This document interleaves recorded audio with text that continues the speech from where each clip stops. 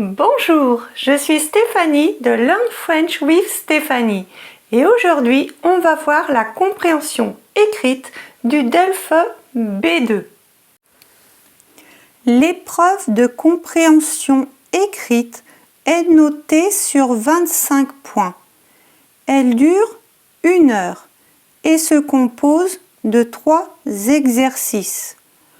Pour chacun des exercices 1 et 2, vous devrez comprendre un texte informatif ou argumentatif et vous devrez répondre à 7 questions à choix multiples de type ABC. Ces 2 exercices sont sur 9 points chacun.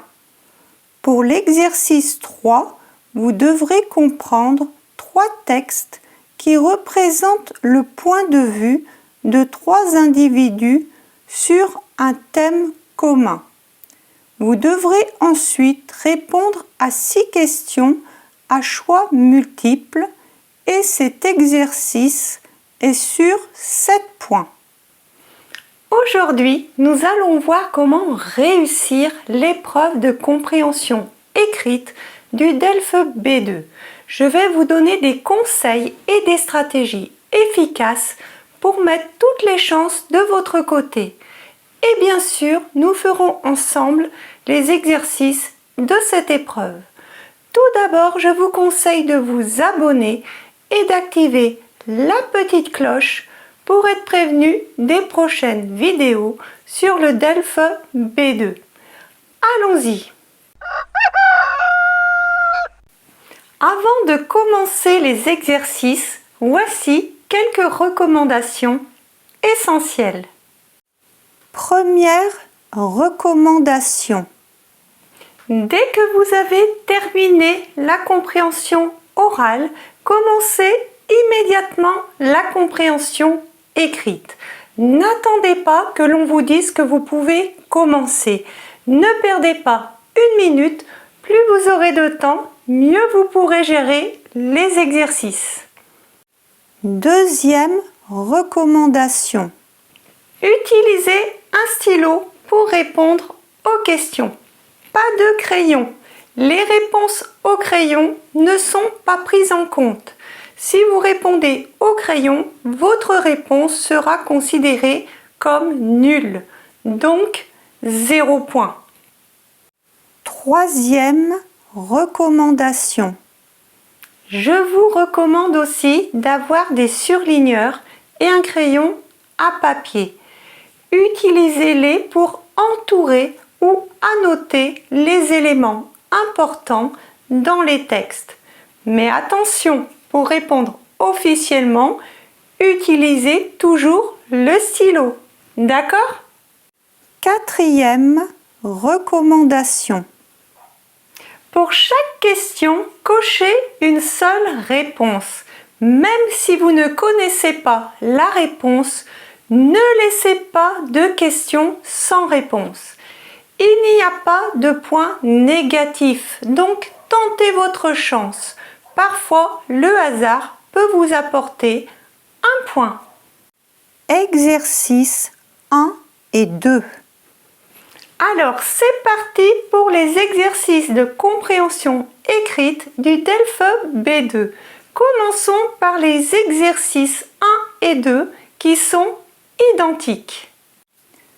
Pour ces 2 exercices, le but est de comprendre un texte informatif, c'est-à-dire qui informe, qui explique quelque chose, ou un texte argumentatif, qui est un texte qui va défendre une opinion, qui va apporter un point de vue sur un sujet. Ces textes proviennent d'articles de journaux, de magazines ou de pages internet.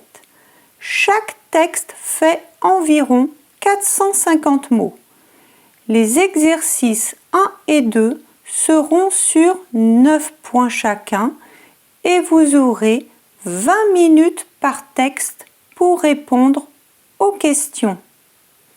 Je vais maintenant vous montrer un texte qui pourrait correspondre à l'exercice 1 ou 2. Tout d'abord, prenez connaissance de ce qui est facilement identifiable dans le texte. Par exemple, le titre, la source du document, les paragraphes, les sous-titres ou les mots en gras s'il y en a. Pendant la première lecture, je vous conseille de lire chaque paragraphe en surlignant ce qui vous semble important et pour chacun de ces paragraphes, je vous conseille de noter l'idée générale. On va voir cela ensemble. Nous, on va procéder paragraphe par paragraphe pour que vous puissiez mieux voir sur votre écran. Avant cela, je vais vous montrer les questions. Pour chacun des exercices 1 et 2, vous avez 7 questions à choix multiples de type ABC. Le nombre de points varie selon la question. Important, les questions suivent toujours l'ordre du texte et je vous rappelle que vous devez cocher qu'une seule réponse par question et que si vous avez une mauvaise réponse, vous ne perdez pas de points. Donc cochez une case et vous aurez peut-être la chance d'avoir coché la bonne réponse. Commençons avec le premier paragraphe. Le retour du débat sur l'uniforme scolaire. Faut-il imposer une tenue vestimentaire commune à tous les élèves?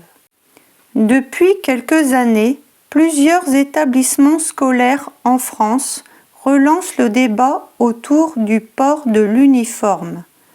Longtemps abandonné dans le système éducatif français, ce concept revient sur le devant de la scène à la demande de certains enseignants, parents d'élèves et élus locaux.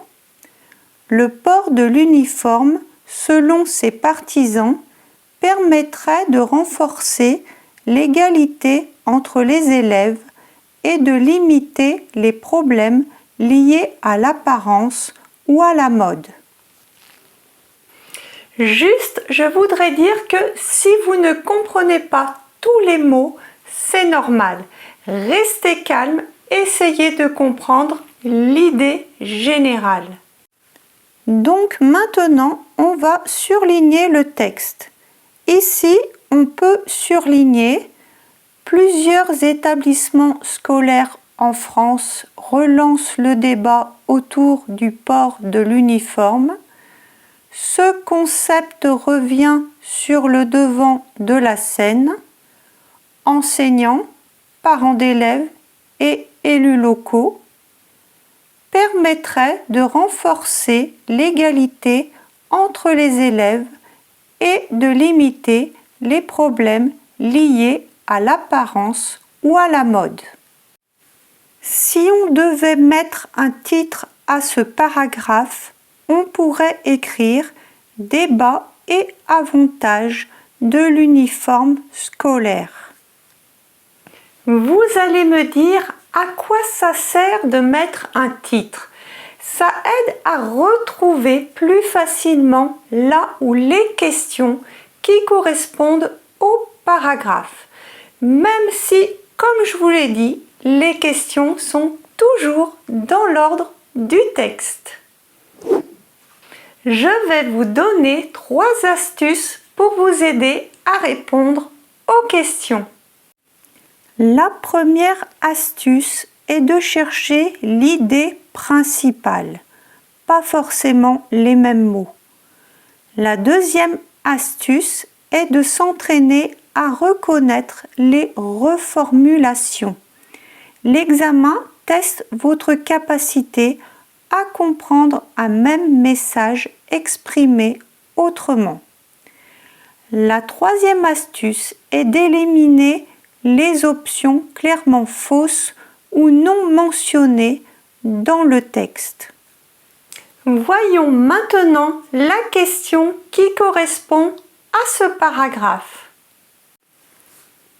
Une des raisons invoquées pour le retour de l'uniforme est qu'il a. Contribue à améliorer les résultats scolaires, b. Diminue les tensions liées aux différences d'apparence, c. Renforce l'autorité des enseignants. Je vais vous laisser répondre à cette question, mais avant, je vais vous aider un petit peu en vous disant que la réponse se trouve dans la dernière phrase du paragraphe. Je vous laisse 15 secondes pour répondre. Si ce n'est pas suffisant, appuyez sur pause.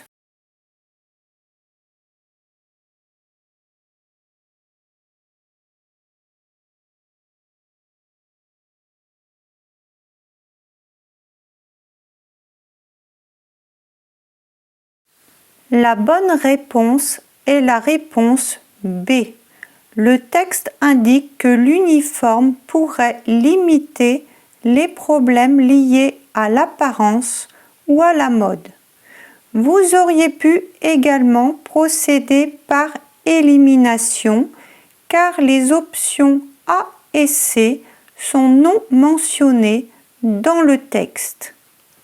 Pour les paragraphes suivants, je vous ai fait un PDF gratuit avec le texte surligné, les titres donnés pour chaque paragraphe et les réponses. Le lien est dans le premier commentaire.